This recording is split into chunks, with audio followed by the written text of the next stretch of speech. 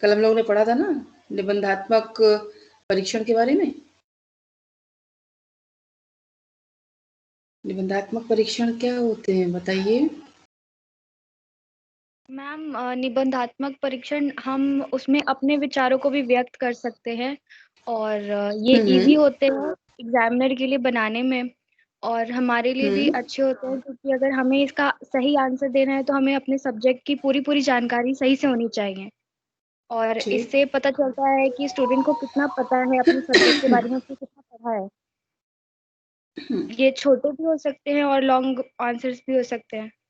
Okay okay Vishakha, अब तुम रुको। और कोई?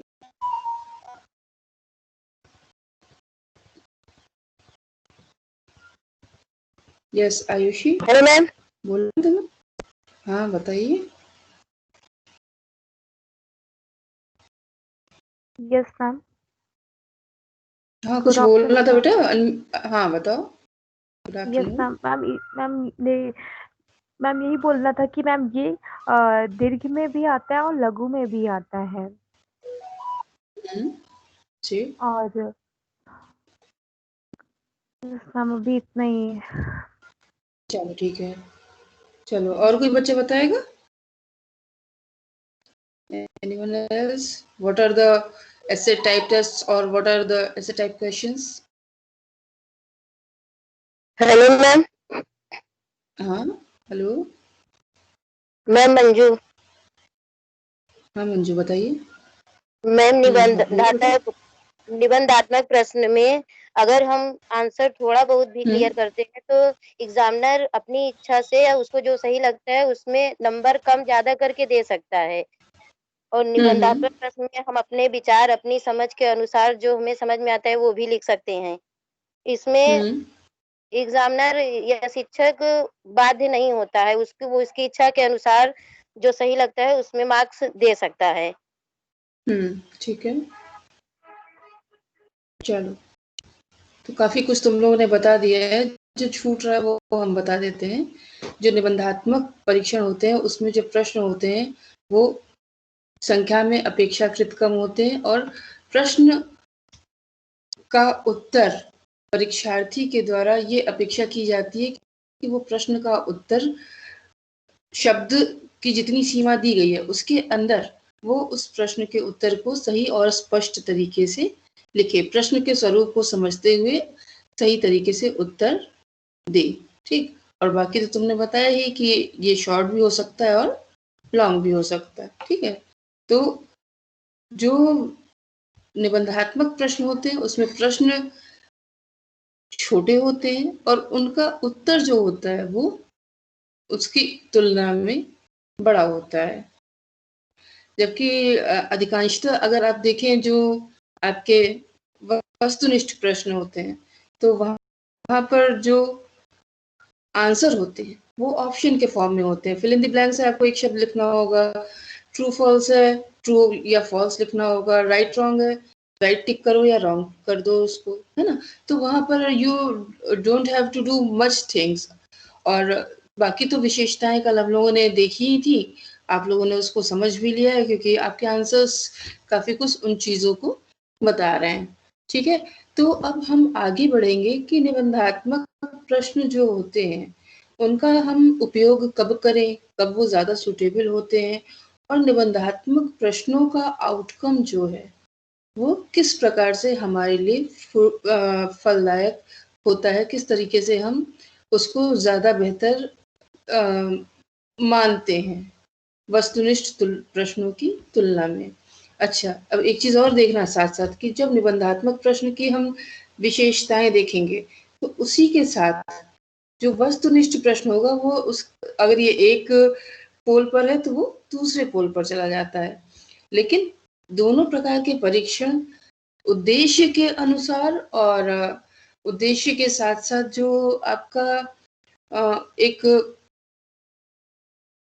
उसकी उपयोगिता है उसके अनुसार दो भागों में बांटा जाता है। ठीक। तो अब उद्देश्य अगर तुम्हारा होगा कि हम बच्चे की अभिव्यक्ति क्षमता को जाने। जैसे देखो निबंधात्मक प्रश्न कहाँ पर आते हैं ज़्यादातर, तुम्हारे सिविल सर्विसेज के मेंस एग्जामिनेशन में।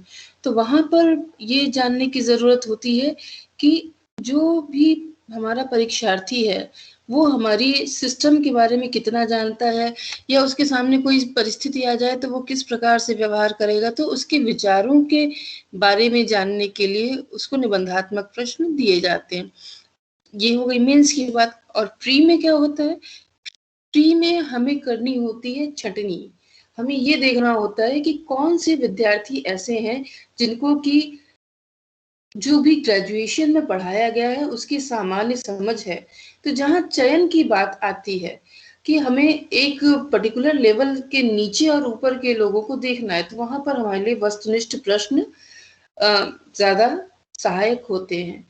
और तुम वहां पर निबंधात्मक प्रश्नों का उपयोग भी नहीं कर सकते हो, क्योंकि अगर तुम्हें क्लरिकल जॉब के लिए लोगों को सेलेक्ट करना है, या फिर ऑफिसर्स के सिलेक्शन के लिए देख लो, या टीचर्स के सिलेक्शन के देख लो, जो भी सिलेक्शन प्रोसेस जहां पर भी होगा, वहां पर क्या है कि आपको ऑब्जेक्टिव टेस्ट ही ऑप्ट करने पड़ेंगे। आपके मेडिकल, इंजीनियरिंग, एमबीए सभी में ऑब्जेक्टिव टाइप के ही क्वेश्चंस दिए जाते हैं, जिनके क्वेश्चंस के आधार पर जो भी कोर्स है उसमें कौन बेहतर कर सकेगा उन स्टूडेंट्स को सेलेक्ट कर लिया जाता है।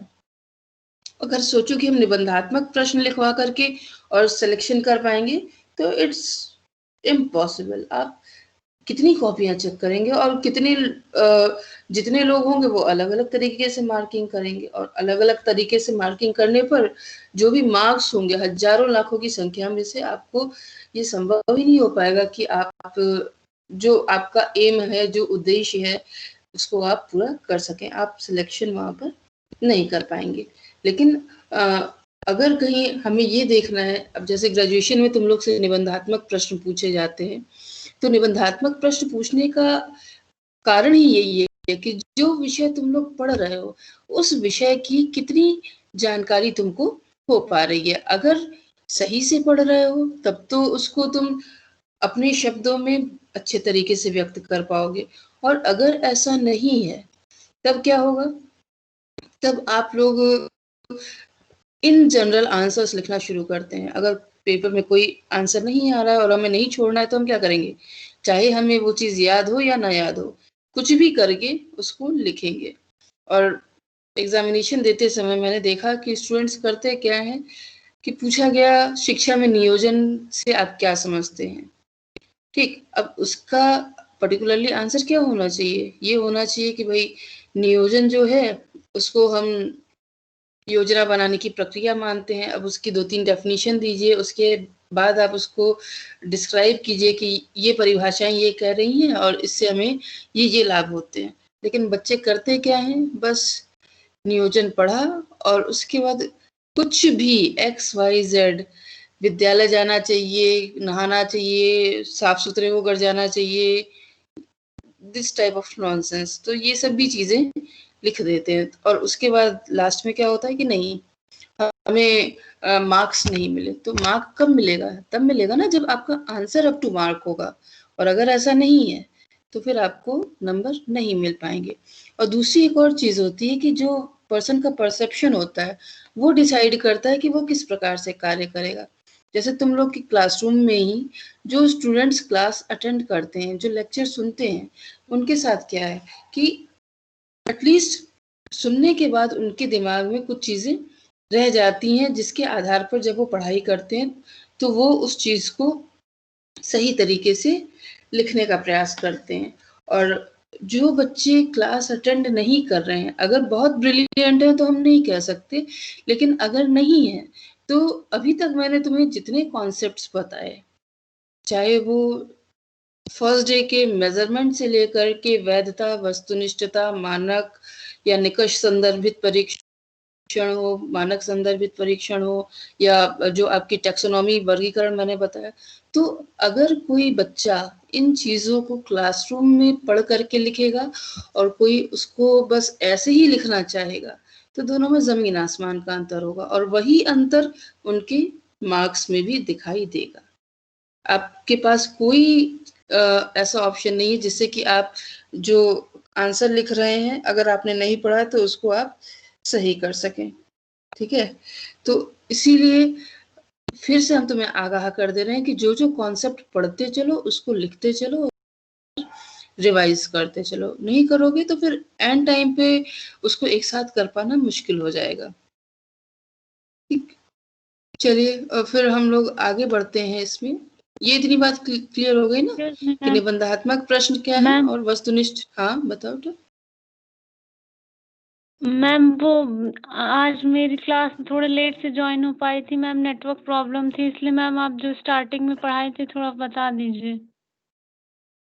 अभी मैंने कुछ नया बताया ही नहीं, कल का ही चल रहा है, ठीक है? ओके मैम, थैंक अभी से पढ़ो, आगे अभी हम बताएंगे, ठीक है? कल हम लोग अभी केवल क्वेश्चंस के बारे में दिख रहे थे कि निबंधात्मक का क्या होता है और वस्तुनिष्ठ का क्या होता है।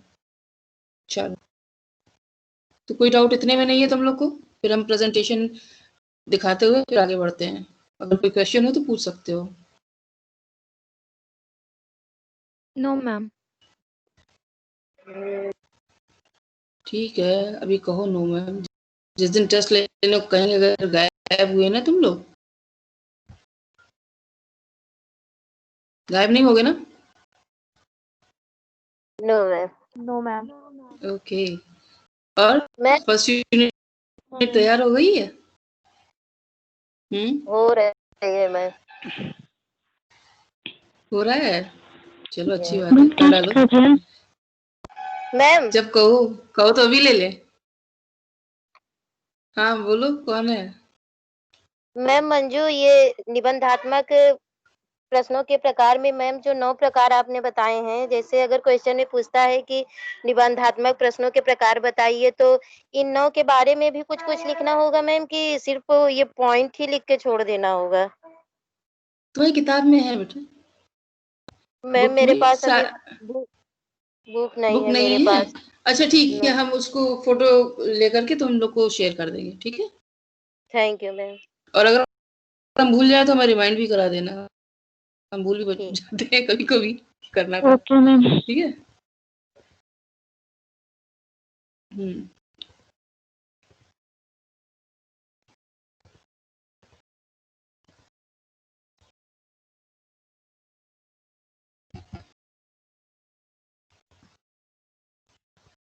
स्क्रीन दिख रही है? Yes ma'am. Yes ma'am. Yes ma'am. Okay okay,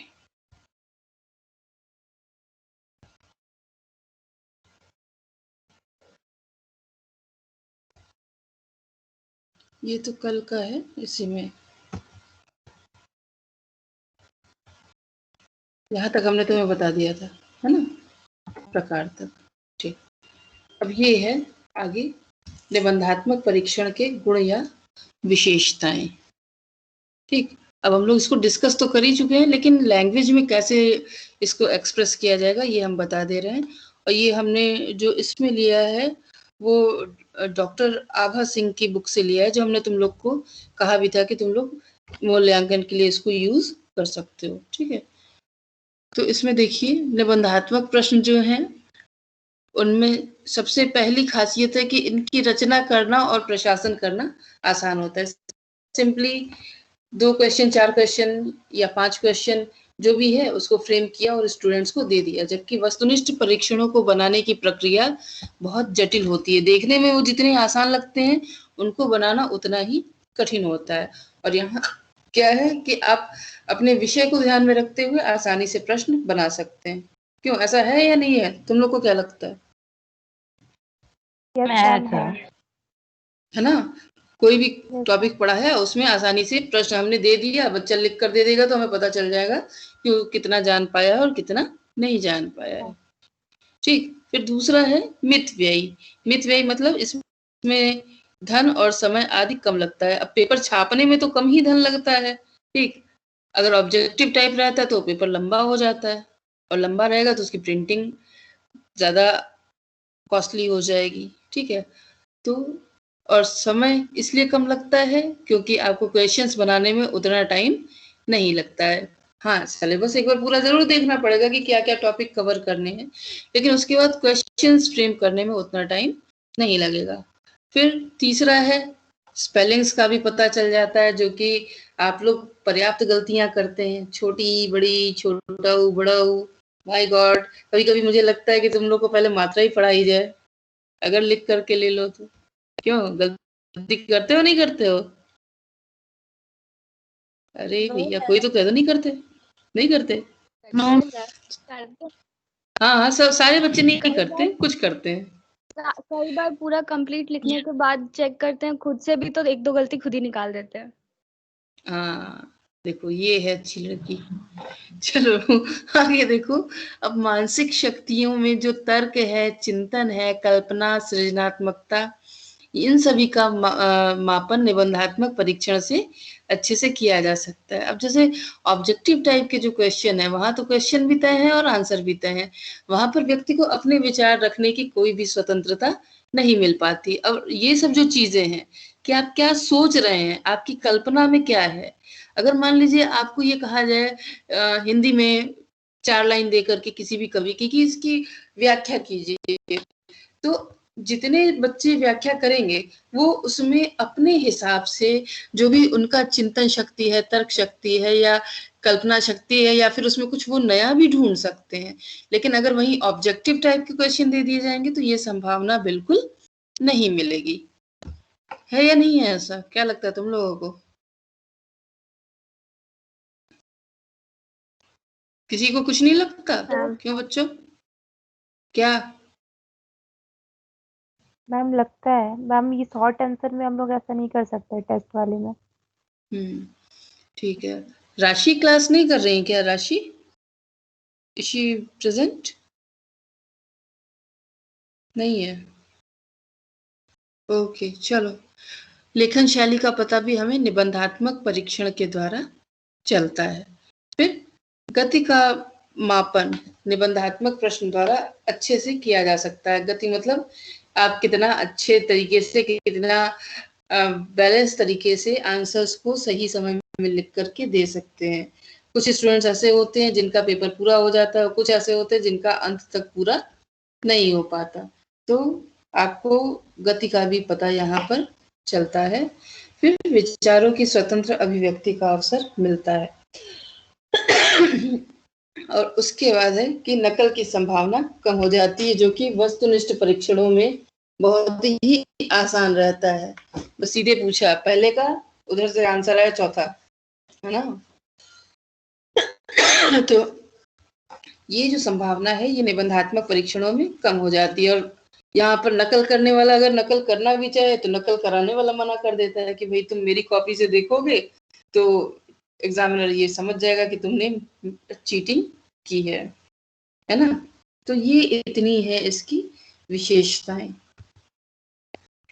फिर उसके बाद आलोचनात्मक टिप्पणी अगर कोई करनी है आपको, या किसी भी घटना में सुधार के लिए कोई प्रपोज करना है कि हमें जो भी घटना हो रही है उसके अनुसार हमें उसमें उसको अच्छे और बुरे पक्षों को ध्यान में रखते हुए हमें कोई सुधार का सुझाव देना है, तो उसके लिए भी हमें निबंधात्मक प्रश्न का ही सहारा लेना पड़ेगा। उसके बिना हम नहीं जान सकते। अगर हम ऑब्जेक्टिव आंसर्स दे देंगे तो हर व्यक्ति उसमें वही आंसर लगाएगा जो उसको सबसे अच्छा लगेगा सोशली। फिर उसके बाद है निबंधात्मक परीक्षण के द्वारा व्यक्ति के उन पक्षों को भी हम जान सकते हैं जो कि उसकी मानसिक दशा का वर्णन कर सकते हैं। और इसका प्रयोग किया जाता है, सेकेंड ईयर में तुम लोगों ने पढ़ा है रोशा का इंक ब्लॉक टेस्ट, जहां पर कि इंक ब्लॉक दिखाया जाता है जिसके आधार पर व्यक्ति कहानी वगैरह लिखता है। अब अगर वो भूखा है तो उसको उसमें रोटी दिखाई देगी, अगर वो किसी और परेशानी से जूझ रहा है, बीमारी से जूझ रहा है, तो उसको उसमें कोई बीमार व्यक्ति दिखाई दे सकता है।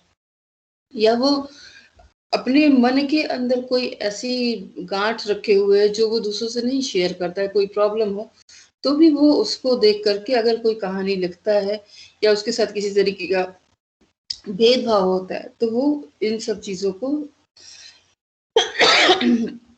निबंधात्मक प्रश्न के द्वारा बता सकता है। ठीक है, अब यहाँ पर आ गया परिसीमाएं। ये तो हो गई कि हमें क्या क्या उसकी खासियत देखने को मिलती है। अब उससे जब हम आगे बढ़ते हैं तो सबसे जो मेन कहा जाता है निबंधात्मक परीक्षण में कि इसका ड्रॉबैक है, वो यही है कि ये पूरे पाठ्यक्रम का प्रतिनिधित्व नहीं कर पाते हैं। और तुम लोग भी ये बात देखते होगे कि जब तुम लोग पढ़ते हो तो कोई जरूरी नहीं है कि जो यूनिट तुम्हारी सबसे अच्छी तैयार है उससे प्रश्न पूछे ही जाएं, जबकि वस्तुनिष्ठ परीक्षणों में ये सबसे अच्छी बात होती है कि उन चूंकि प्रश्नों की संख्या ज्यादा होती है तो इसलिए उन प्रश्नों को अधिक से अधिक सिलेबस के हिस्सों को कवर करने का चांस मिल जाता है। और यहाँ क्या है, आपके पास अगर 5 प्रश्न ही है तो आप जो प्रश्न है उनसे संबंधित ही विद्यार्थी के विषय ज्ञान को जज कर पाएंगे, बाकी सब आप जज नहीं कर पाएंगे। ठीक है, कभी ऐसा हुआ है कि जो भी पढ़ के गए हो वो नहीं आया हो? कि नहीं हुआ है? सब पढ़ के जाते हो? मैम कभी कभी हुआ है। कभी कभी हुआ है ना, जो बहुत अच्छा तैयार है वो पूछा ही नहीं गया और जो नहीं तैयार है वो आ गया, है ना। लेकिन अगर ऑब्जेक्टिव टेस्ट देने जाओ तो क्या होता है, कई बार हुआ है, तो भैया पूरा पढ़ लिया करो, छोड़ा मत करो। पूरा पढ़ने से फायदा ये होगा कि तुम लोग कहीं भी किसी भी फील्ड में जाओगे ना तो काम को पूरा करने की आदत रहेगी, आधा भी छोड़ने की आदत होगी। अब वही वाली बात आ गई, चयनात्मक अध्ययन जो हम लोग अभी कह रहे हैं कि चयन करके पढ़ा कि भैया पिछले साल आया था, तीसरे साल नहीं आया था, लाओ यही आएगा, और पता क्या चला अंत में कि वो नहीं आया। तो सिलेक्टिव स्टडी को बल मिलता है निबंधात्मक प्रश्नों में, क्योंकि बच्चे ट्रेंड देखते हैं और ट्रेंड देख करके वो तैयारी करते हैं। तो इससे सिलेक्टिव स्टडी को बल मिलता है। जबकि जो तुम लोग अभी पढ़ रहे हो मेजरमेंट, इसमें शुरू से ही देख रहे होगे कि जो भी सिलेबस प्लान किया जाता है वो पूरा का पूरा ऑब्जेक्टिव्स को सामने रख के किया जाता है। मतलब जो भी सिलेबस में है उसकी जानकारी बच्चे को होनी चाहिए, इसीलिए वो सिलेबस प्लान किया जाता है। अगर मान लो केवल और केवल उतना ही पूछना हो जितना कि पेपर में आता है, तो फिर क्यों इतनी चीजें पढ़ाई जाए, केवल वही टॉपिक दिए जाएं और वही टॉपिक से एग्जाम ले लिया जाए, है ना। लेकिन जो मेन पर्पस है एजुकेशन का, जो तुम लोग पहली क्लास में पढ़ते हो शिक्षा शास्त्र की, बीए की, कि एजुकेशन के द्वारा हम पर्सनालिटी डेवलपमेंट करते हैं, व्यक्तित्व का विकास करते हैं। और सेकेंड ईयर में तुम लोगों ने फिलॉसफी पढ़ी, फाइनल ईयर में हम तुम्हें पढ़ा रहे हैं मेजरमेंट, और मेजरमेंट में हमने तुम्हें बताया उद्देश्यों के बारे में, है ना। तो जब भी सिलेबस बनता है कुछ उद्देश्य सामने रखे जाते हैं जिनके आधार पर वो पूरा सिलेबस प्लान किया जाता है। अब प्रॉब्लम कहाँ आती है, प्रॉब्लम यहाँ आती है कि जब हम लोग हायर क्लासेस में आते हैं तो हम ये सोचने लगते हैं कि जो सिलेबस है इसमें से केवल वही चीजें पढ़ी जाएं जो एग्जाम में पूछा जाता है, क्योंकि और भी चीजों में एंगेज हो जाते हैं। लेकिन अगर आप उस सिलेबस को पूरा पढ़िए तो आपके विषय ज्ञान का जो स्तर है वो बेहतर हो जाता है, और आपकी जो अंडरस्टैंडिंग है चीजों को लेकर के, अपने विषय को लेकर के, अपने लाइफ को लेकर के, उन सब में परिवर्तन आता है। और तुम सब के सब 2 साल पढ़ चुके हो, खुद ईमानदारी से सोचना कि क्या तुम लोगों ने दोनों सालों में जितना भी सिलेबस था उसको पूरा पूरा पढ़ा है, और अगर पढ़ा है तो क्या उन लोगों से कोई डिफरेंस है जो जिन्होंने नहीं पढ़ा। बात केवल मार्क्स की नहीं होती है कि उनके नंबर तो हमसे ज्यादा हो गए, हमने इतना पढ़ा हमें नहीं मिला। बात इसकी होती है कि आपकी समझ जो है वो कितनी बढ़ी। मार्क्स तो ऑब्वियस सी बात है, पूरा पढ़ोगे तो मार्क्स तो आएंगे ही आएंगे, लेकिन साथ ही साथ जो जानकारी तुमको होगी वो हमेशा तुम्हें आगे काम आएगी। तो निबंधात्मक प्रश्नों के साथ ये एक ड्रॉबैक हो जाता है कि यहाँ पर बच्चे जो है वो सिलेक्टिव स्टडी करने लगते हैं। जबकि कोई भी कॉम्पिटिटिव एग्जाम में अगर तुम अपीयर हो रहे होगे तो तुम्हें पता है कि एक एक पैराग्राफ जितना सिलेबस है उसका पढ़ना होता है। पता नहीं किस पैराग्राफ से आपसे क्वेश्चन पूछ लिया जाए, तो आपको एक बार, 2 बार, 3 बार उस पूरे के पूरे सिलेबस को ज़रूर पढ़ना पड़ जाता है। ठीक? अब यहाँ पर नेक्स्ट है कि ये रटने की प्रवृत्ति को प्रोत्साहन देता है। नहीं आ रहा है, नहीं समझ में आ रहा है तो सीधे-सीधे रट डाला, क्योंकि एग्ज़ाम में तो लिखना ही है। ठीक है? अब जहाँ बात रटने की आ जाती है, वहाँ समझने का जो एक कॉन्सेप्ट है वो पीछे चला जाता है। अगर तुम समझ के लिखोगे तो हो सकता है वही भाषा ना लिखो जो किताब में लिखी है, लेकिन अगर समझ में नहीं आया और रट लिया, उसके बाद लिखने बैठे तो क्या होता है, आधा लिखने के बाद कभी-कभी वो दिमाग से बिल्कुल स्लिप कर जाता है, याद ही नहीं आता कि वहाँ लिखा क्या था। फिर उसके बाद है प्रश्नों का अर्थ अक्सर छात्र अपने ढंग से समझ करके उत्तर देते हैं, जिसके कारण शैली में डिफरेंस हो सकता है कि कौन कैसे लिख रहा है। सबकी लिखने की तरीका एक जैसा नहीं होता। फिर उसके बाद है परीक्षक प्रश्नों के चयन के लिए पूर्णतया स्वतंत्र होता है और वो प्रश्न पत्र के लिए अपने अनुसार प्रश्नों का चुनाव कर सकता है। उसको कोई भी चैलेंज नहीं कर सकता कि आपने ऐसा क्यों किया। जहाँ से पसंद आया वहीं से उसने क्वेश्चंस रख दिए। जबकि तुम लोगों को हमने मापन उपकरण के गुण में बताया है कि जब भी पेपर बनेगा तो वहाँ पर क्या होगा, वहाँ पर इस चीज़ को हमेशा ध्यान दिया जाएगा कि जितने भी सेक्शंस हैं उन सभी का प्रॉपर प्रतिनिधित्व हो। फिर उसके बाद है अंकन में भी परीक्षक के आत्मनिष्ठता का प्रभाव पड़ता है। और प्रभाव पड़ता कैसे है? मान लीजिए घर से लड़ाई करके आया है टीचर, तो उसने क्या किया, सारा गुस्सा बच्चों पे निकाल दिया। देना था 5 में से 4, दे दिया 2.5, तो नुकसान तो बच्चे का हो गया ना। और किसी दिन बहुत खुश है तो 4, 4.5 से नीचे किसी को नंबर ही नहीं दिया, चाहे उसमें कुछ भी लिखा हो। तो ये चीज है कि अंकन में परीक्षक के आत्मनिष्ठता, उसकी अपनी जो सोच है, उसकी अपनी जो परिस्थिति है, उसका प्रभाव पड़ जाता है।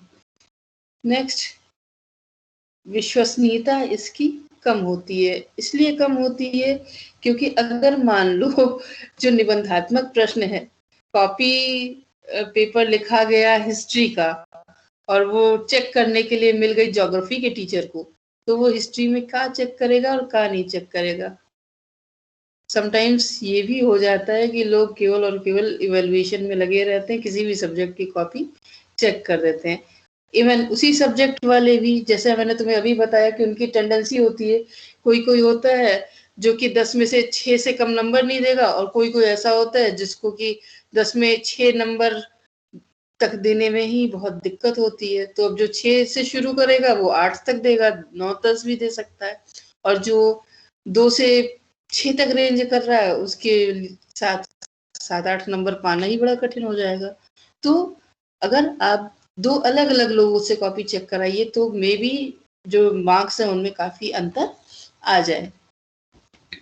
अब ये तो हमने तुम्हें बता ही दिया कि परीक्षक की मानसिक दशा का प्रभाव पड़ता है, और जो ये सिलेक्टिव स्टडी है उसी के बारे में ये कह रहा है कि पहले के जो पेपर होते हैं उन्हीं को देख करके बच्चे गेस करके और फिर पेपर देते हैं।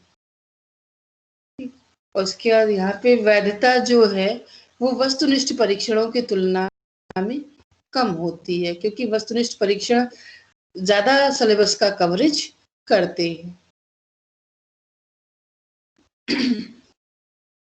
नेक्स्ट आ गया कि निबंधात्मक परीक्षणों को कब हम प्रयोग में लाएं। ठीक, तो जो इसके दोष बताए गए उनके बावजूद भी जो हमने पहले तुम्हें बताया, इनकी जो क्वालिटीज हैं, जो स्पेशल कैरेक्टर्स हैं, वो चीजें यहाँ पर पॉइंट आउट की गई हैं कि जब हमें सृजनात्मकता का मापन करना हो। अब सृजनात्मकता का मापन कैसे करते हैं? जो भी तुम लोगों को कॉम्पिटिशन्स दिए जाते हैं, चाहे वो एस्से राइटिंग का हो, पोस्टर मेकिंग का हो, या फिर जो आपका एक रिसर्च पेपर्स का प्रेजेंटेशन करना हो, तो वहाँ पर क्या है कि आप जब आंसर लिखेंगे तो वहाँ आपका अपना जो मत है, जो आपकी अपनी सोच है, उसके अनुसार आप कुछ नई चीजें, नई बातें सामने रख सकते हैं जो कि पहले लोगों को ना पता रही हो। सृजनात्मकता का भी मतलब यही होता है कि कुछ एक नया करना जो पहले किसी के सामने ना रहा हो। और सृजनात्मकता केवल टेस्ट में ही नहीं है, जिंदगी के हर एस्पेक्ट में है। अगर आप कोई नई ड्रेस बना रहे हैं, कोई नई हेयर स्टाइल बना रहे हैं, कोई नई डिश बना रहे हैं, कुछ भी बना रहे हैं, तो वो कोई नई पेंटिंग, कोई नई धुन, तो ये सभी की सभी चीजें क्या है, ये क्रिएटिविटी को दिखाती हैं। और इसी तरीके से जब आप ऐसे टाइप टेस्ट को लेते हैं तो वहां पर क्या होता है कि सृजनात्मकता को स्थान मिलता है, जो कि हमने तुम्हें पहले ही बताया कि हमारे पास ऑब्जेक्टिव टाइप टेस्ट में करने के लिए ऐसा हमें छूट नहीं मिल पाती है। नेक्स्ट, कल्पना और तर्क आदि शक्तियों का मापन करना। जो भी ऐसे टाइप क्वेश्चन के हमने तुम्हें टाइप्स बताए, उसमें जो भी प्रश्न तुमने पढ़े, जो भी टाइप्स पढ़े, वो सभी प्रकार के प्रश्न पत्र में पूछे जाते हैं। अगर तुम छोटी क्लास में रहोगे तो तुमको कभी भी विवेचना कीजिए या आलोचनात्मक वर्णन कीजिए, इस टाइप के प्रश्न नहीं मिलेंगे। वहां पर सीधे सीधे प्रश्न पूछे जाते हैं। लेकिन ग्रेजुएशन की क्लासेस में आप अपने प्रश्न पत्रों को उठा करके देखिए, शायद अभी तक आपने ध्यान न दिया हो, लेकिन उसमें जो प्रश्न होते हैं वो यही इन कैप्शंस के साथ होते हैं। तर्क सहित अपनी बात को स्पष्ट कीजिए, या फिर विवेचना कीजिए, या वर्णन कीजिए। वर्णन तो खैर छोटी क्लासेस में पूछ लिया जाता है, वहां पे केवल सिंपली एक्सप्लेन करना होता है ना। और इसके अलावा जो है, जो वो प्रश्न होते हैं जिनमें कि आपको पार्ट में तोड़ तोड़ करके देखना होता है, तो उनके लिए विश्लेषण कीजिए। ये सारे जो शब्द होते हैं उनका प्रयोग प्रश्न पूछने के लिए किया जाता है। अब बच्चा उस वर्ड के मीनिंग को समझेगा, तब वो उसी के अनुसार आंसर देगा। और अगर उसने वर्ड पर ही ध्यान नहीं दिया कि क्वेश्चन में क्या पूछा गया है, तो वो उसके आंसर को उस शैली में नहीं लिख पाएगा। तो जो प्रश्न है उसी के अनुसार उत्तर दिया गया है या नहीं दिया गया है, ये सारी चीजें हमें निबंधात्मक प्रश्न से ही पता चलती हैं। वस्तुनिष्ठ प्रश्नों में हमारे पास ऐसा कोई ऑप्शन नहीं होता जहां पर कि हम कल्पना को जज कर सकें।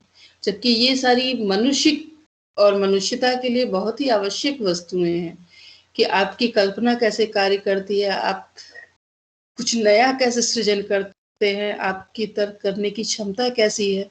ये सभी चीजें अगर नहीं होंगी तो जैसे कल भी मैंने कहा था कि जैसे मशीन होती है वो एक ही तरीके का प्रोडक्शन करती चली जाती है, लेकिन ह्यूमन बींग्स ऐसे नहीं होते हैं। यहाँ पर इंडिविजुअल डिफरेंस सबसे बड़ी बात है। जो भी विद्यार्थी आपके सामने है उसकी अपनी आइडेंटिटी है और वो उसी के अनुसार कार्य करेगा। ठीक है, तो ये जो विभिन्नता है, अब उन स्टूडेंट्स में से कौन सबसे अच्छा है इसका पता तभी चलता है जब हम उनके आंसर्स को जज करते हो। ठीक है, नेक्स्ट आ जाता है भाषा शैली। ये भी उसी से रिलेटेड है, आप भाषा किस प्रकार से लिख रहे हैं। जो सबसे अच्छी इसकी बात है कि जब शीघ्र अतिशीघ्र प्रश्न पत्र का निर्माण करना हो, आपके पास टाइम कम हो, आप फटाक से 4 क्वेश्चंस लिखवा दीजिए और 10 में से 2.5 नंबर की मार्किंग कर दीजिए, है ना। तो यहाँ पर हमें जल्दी मिल जाता है कि हमने तुरंत क्वेश्चन दिया, तुरंत हमारा टेस्ट हो गया। लेकिन ऑब्जेक्टिव टाइप क्वेश्चन के साथ ऐसा नहीं है। आपको पहले उसको सेलेक्ट करके उसके ऑप्शंस बनाने में बहुत टाइम लगेगा। उसको एडमिनिस्टर करना आसान है, उसकी स्कोरिंग करना आसान है, लेकिन ऑब्जेक्टिव टाइप टेस्ट का निर्माण करना कठिन है। उसके बाद जब तत्काल किसी शैक्षिक उद्देश्य की पूर्ति करनी हो। शैक्षिक उद्देश्य में क्या, जैसे हम तुम्हें अभी पढ़ा रहे निबंधात्मक प्रश्न, तुरंत हम तुमसे कहे कि हमें निबंधात्मक परीक्षण के बारे में लिख करके 100 वर्ड्स में बताइए, तो ये तुरंत की बात हो जाएगी कि हमने इधर पढ़ाया और उधर टेस्ट ले लिया। लेकिन अगर हमको निबंधात्मक प्रश्नों से संबंधित आपको ऑब्जेक्टिव टाइप क्वेश्चन देने होंगे, तब हमको पेपर फ्रेम करने के लिए कम से कम 1 दिन का समय जरूर लगेगा। उससे पहले हम आपका टेस्ट नहीं कर पाएंगे। नेक्स्ट है जब रुचि और अभियोगिता आदि का पता लगाना हो। अब योग्यता कहते हैं आप किस चीज को करने में सक्षम हैं।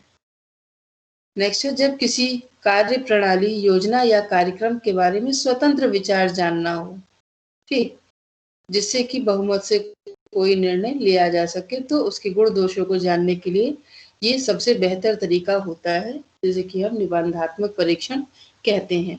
और जो आपके ऑब्जेक्टिव टाइप टेस्ट होते हैं, वहां पर क्या है, वहां पर विचारों के स्वतंत्र प्रकटन के लिए आपको स्थान नहीं मिलता है।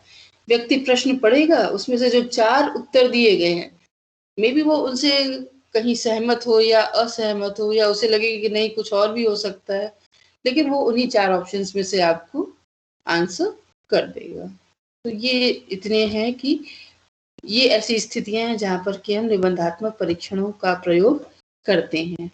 अब इसके बाद आ जाती है बात सुधार की, ठीक। तो अब मूल्यांकन के लिए पहले से ही कुछ बिंदुओं का निर्धारण कर देना चाहिए जिन पर कि मूल्यांकन किया जाएगा। मॉडल उत्तर तैयार करके दे दिया जाए एग्जामिनर्स को, थोड़े बहुत हेर फेर के साथ वो उसी उत्तर को सही मानते हुए कॉपी को चेक करें और उसके लिए मार्किंग भी बता दी जाए कि हाँ ऐसा रहेगा तो आपको कितना नंबर देना है, ठीक। और दीर्घ उत्तरीय प्रश्नों के साथ लघु उत्तरीय प्रश्नों को भी स्थान दिया जाए। तुम लोग कुछ शॉर्ट क्वेश्चंस करते हो और लॉन्ग क्वेश्चंस भी करते हो, और जब हम लोग ग्रेजुएशन कर रहे थे तो उस समय क्या था, केवल लॉन्ग क्वेश्चंस ही आते थे, तो उसकी वजह से जो मूल्यांकन होता था वो और कठिन हो जाता था। अगर मान लीजिए आपके पास शॉर्ट क्वेश्चंस है तो नंबर बट जाते हैं, लेकिन अगर मान लीजिए टीचर की टेंडेंसी ऐसी है कि वो ज्यादा नंबर नहीं देता, तो प्रश्नों की संख्या कम होने पर जो नंबरों का प्रसार होता था वो भी कम हो जाता था। उसके बाद है शब्द सीमा निर्धारित की जानी चाहिए। ये तो खैर प्रश्नों में रहती है, आपको जब भी कोई प्रश्न मिलेगा तो उसके साथ शब्द सीमा का निर्धारण अवश्य मिलेगा। द्विअर्थी शब्दों से बचना चाहिए। कभी भी ऐसा ना हो कि एक ही शब्द के 2 अर्थ निकल रहे हो जिससे कि बच्चा कंफ्यूज हो जाए, ठीक है। विचार प्रकट कीजिए, विवेचना कीजिए। ये जो ऐसे शब्द हैं जिनका की प्रयोग करने पर बच्चे उसको क्लियर कट नहीं समझ पाए, उनके प्रयोग से बचना चाहिए, क्योंकि फिर वो एक्सप्लेनेशन पूछने की इस प्रश्न में क्या करना है। भाषा सरल और स्पष्ट होनी चाहिए, निर्देश भी स्पष्ट होना चाहिए। क्या पूछा जा रहा है ये बिल्कुल साफ साफ समझ में आना चाहिए। तो ये जो है ये सुधार के तरीके हैं जिनके द्वारा हम निबंधात्मक प्रश्नों में सुधार कर सकते हैं। तो ये हो गया तुम्हारा आज का ऑब्जेक्टिव टाइप और एसे टाइप टेस्ट का डिस्क्रिप्शन। अगर कोई चीज ना समझ में आई हो तो पूछो। कुछ है ऐसा?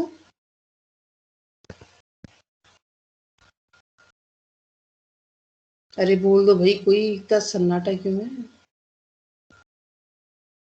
No ma'am. ओके, हम समझ जाते हैं। यस मैम का मतलब आ गया और नो मैम का मतलब कि कुछ ऐसा नहीं है जो समझ में नहीं आया ना। चलो ठीक है। Yes ma'am. अच्छा ठीक है, देखो कल भी मेरी क्लास रहेगी, लेकिन कल मुझे जाना है कॉलेज।